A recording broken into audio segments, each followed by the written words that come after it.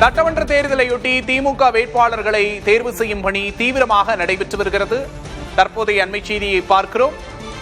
சட்டமன்ற தேர்தலையொட்டி வேட்பாளர் நேர்காணலை தீவிரப்படுத்தி இருக்கிறது திமுக. இன்று 3வது நாளாக நேர்காணல் செய்து வருகிறார் திமுக தலைவரும் முதல்வருமான மு.க. ஸ்டாலின்.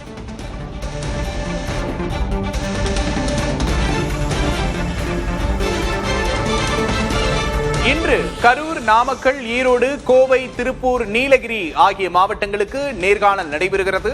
சட்டமன்ற தேர்தலையொட்டி திமுக வேட்பாளர்களை தேர்வு செய்யும் பணி தீவிரமாக நடைபெற்று வருகிறது.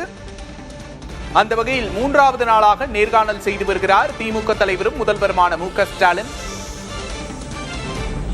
நேற்று முக்கியமாக ஓ பன்னீர்செல்வத்திடம் நேர்காணல் நடைபெற்ற நிலையில் இன்று கரூர், நாமக்கல், ஈரோடு, கோவை, திருப்பூர், நீலகிரி ஆகிய மாவட்டங்களுக்கு நேர்காணல் நடத்தப்படுகிறது.